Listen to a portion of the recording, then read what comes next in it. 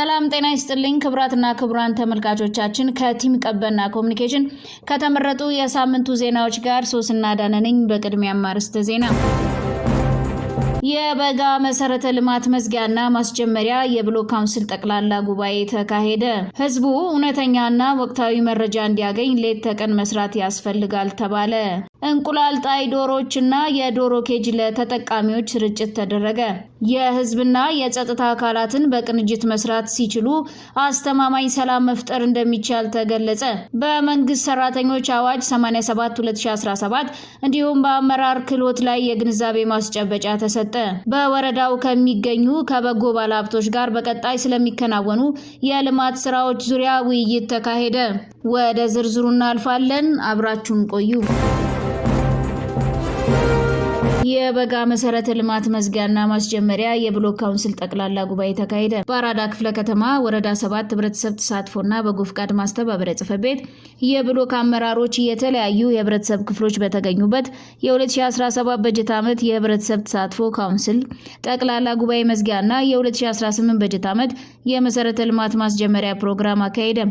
የአራዳ ክፍለ ከተማ ወረዳ 7 አስተዳደር ዋና ስራ አስፈጻሚና የብሎክ ካውንስል ሰብሳቢ የሆኑት አቶ ጻዬ ብርሃኑ ጉባኤ ላይ ተገኝተው የብሎክ ካውንስሉ በ2017 በጀት ዓመት በበጎ ፍቃድና በመሰረተ ልማት ለተሰሩ ስራዎች ምስጋና ያቀረቡ ሲሆን በ2018 በጀት ዓመት በተሻለ ቁመና ብሎክን መሰረት ያደረገ አመራር በመገንባት ሞዴል ብሎክን ፈጥራለን ያሉ ሲሆን አክለውም በየብሎኩ የተደራጀ የብሎክ ካውንስል ከአመራሩ ጋር በመቀናጀት የመልካም አስተዳደር ችግሮችን በመለየትና በመፍታት ተጨባጭ ለውጥ ማምጣት የዕለት ተዕለት ስራችን አድርገን መስራት ይኖርብናልም ብለዋል። ህዝቡ እውነተኛና ወቅታዊ መረጃ እንዲያገኝ ሌት ተቀን መስራት ያስፈልጋል ተባለ።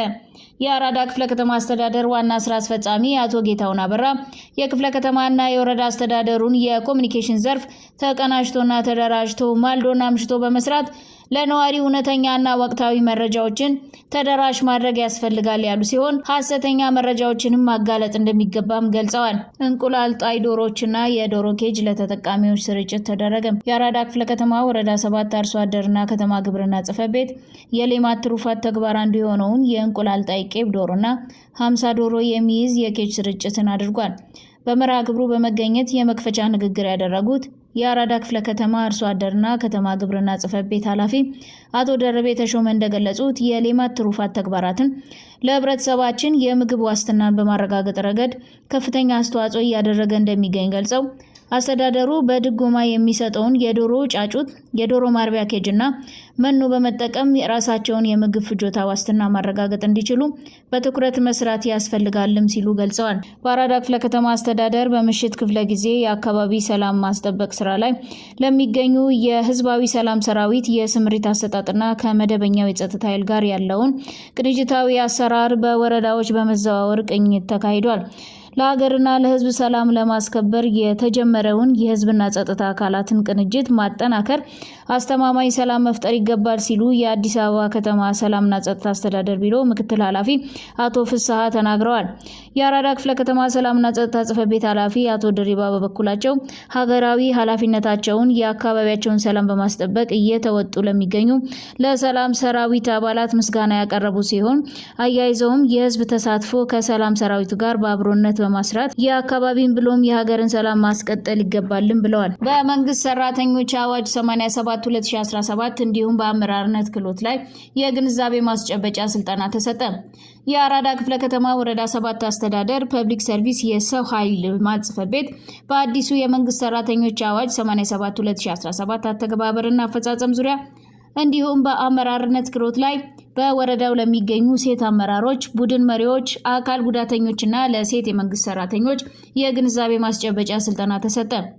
በስልጠናው ላይ ተገኝተው የመክፈቻ ንግግር ያደረጉት የጽሕፈት ቤቱ ኃላፊ የሆኑት ወይዘሮ ሜሮን ጎሳይ እንደገለጹት በዚህ የግንዛቤ ማስጨበጫ የሴት አመራሩንና ባለሙያውን የመፈጸምና የማስፈጸም አቅም ማሳደግ ላይ ትኩረት ያደረገ መሆኑንና የአመራር ክህሎትና ጥበብ እንዲሁም በለውጥ አመራር ባህሪያት ዙሪያ በቂ የሆነ ክህሎት ሰልጣኞች እንዲኖራቸው በማሰብ ነው ሲሉ ገልጸው ከስልጠናው የሚያገኙትን እውቀት ክህሎትን በመጠቀም ወደ ስራ መቀየር እንደሚኖርባቸውም ተናግረዋል።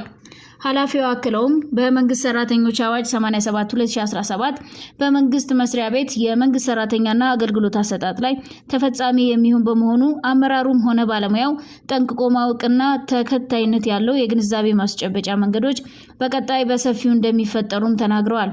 የግንዛቤ ማስጨበጫውን የሰጡት የሰው ሀብት ቡድን መሪ የሆኑት አቶ ኃይለስላሴ ገብረ ጻዲቅ ሲሆኑ በርዕሶቹ ላይም ዘርዘር ባለ መልኩ ግንዛቤን አስጨብጠዋል። በወረዳው ከሚገኙ ከበጎ ባለሀብቶች ጋር በቀጣይ ስለሚከናወኑ የልማት ስራዎች ዙሪያ ውይይት ተካሄደ። የአራዳ ክፍለ ከተማ ወረዳ 7 አስተዳደር በቀጣይ ስለሚከናወኑ የልማት ስራዎች ዙሪያ የአራዳ ክፍለ ከተማ ግንባታ ፍቃድና ቁጥጥር ጽሕፈት ቤት ኃላፊ አቶ ግርማ ፍቃዱን ጨምሮ የወረዳው አስተባባሪ ኮሚቴ አመራሮች፣ በጎ ፈቃደኛ ባለሀብቶች በተገኙበት ውይይት አካሄደ።